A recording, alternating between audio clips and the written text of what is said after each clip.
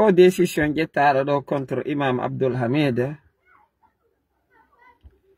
Imam Abdul Hamid mo wawi wadde appel e hore dossier o inna wona d'accord.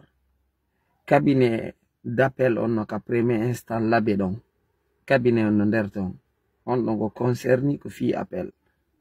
Instant ji lagine ɗin fop no mari ɗin on sifa ɗin cabinet ji. Kala département, kala neɗɗo, kala service. Hay siko ɗon ka tribunal on. Si waɗi décision contre citoyen jo ma contre neɗɗo, mo wawi windude ma avocat makko winda naɓa nder ɗon inna wona d'accord.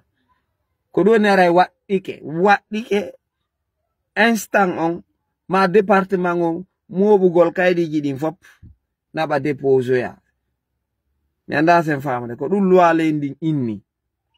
Ɓayno ara ko ɗum wonɗe gollirde ko ɗum woni yewde ɗo hande kadi puisque hande kadi ko be yalten kale lasa. Be yalten kale lasa. Puisque be yaltu goɗɗo no waɗi ware no waɗi kufune no julde no ɗum anna ɓe sikara nandi ara ka 1900 jo aden ara fu so anda. Ɓen yimɓe no wodi. C'est que si tawi département ma service waɗi décision contre ma ta wawi wadde appel inna a d'accord ko ɗo ɗara service o moɓay kaydiji ɗin fop naɓa ka instant ton. Si hewti ton soit président o ma procureur instant wonɗo ɗon o nodday tous les deux côtés ko fiyondu windanɗa ɗum ɗo e makko haray no nder ton. Ko wonɗu waɗɗa ɗum ɗo winda e ma haray no nder ton. Kere ɗon sika ɓe juge ko fetuɓe ɓe andi trompiɗo e haala tun simple mo jarrada tan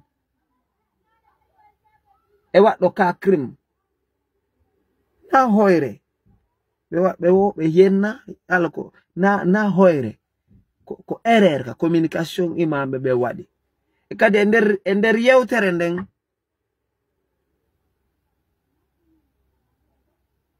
piji buy ɓe tintinni nder ton. Hara vérifier yara juridiquement de mi woni wolo ɗo. Idan ko waɗi kono inde yen habbota ha timma lewru inchallah ndaren si mawɓe gaynay.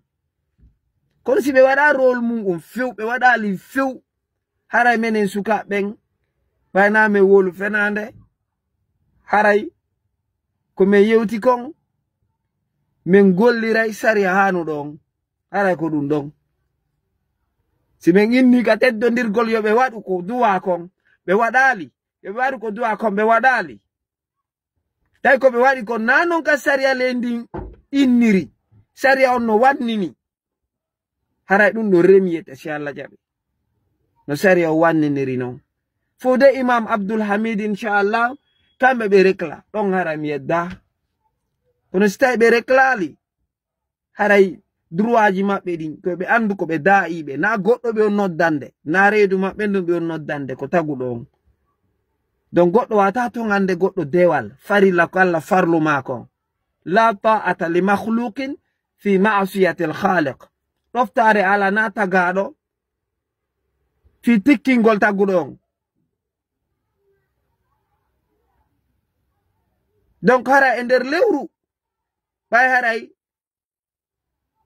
maɓɓe no wawi yewde ɗum ɗo régla si ɓe jaɓali few si Allahu lando wawɗon jaɓi aray sariya leydi na goɗɗo wan fi aden goto ɗum walori alhamdulillah machallah puisque ɗe juulirɗe ɗe fop majje ɗe wonɗon yiide ɗo juridique lagine on no wodi ko woli fiɗe wo ko lié kilt na fi aden goto hay directeur jo halfinaɗo juulirɗe ɗen e nder région on wona kanko jeyi o wata tongande nder ton goɗɗo ɗum wawata tongande nder ton goɗɗo ka lié public si wona ara o waɗu crime on kadi na kanko tun yiyanta hoore makko ko décision justice on ordonnance o waɗe kanko tun so inni o yii ko be o defera dossier on décision janon ka tribunal to iwrata kanko ko konti dénonce o simple ko ɗum loi on inni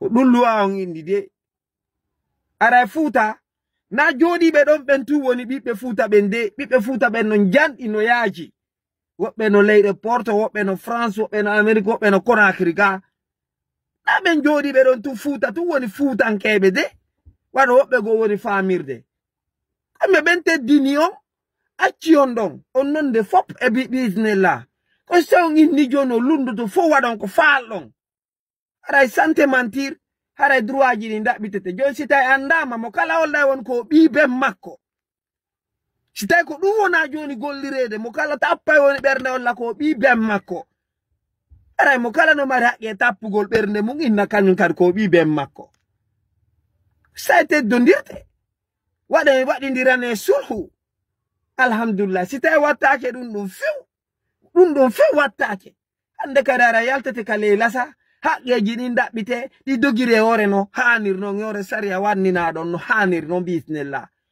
hara assalamu aleykum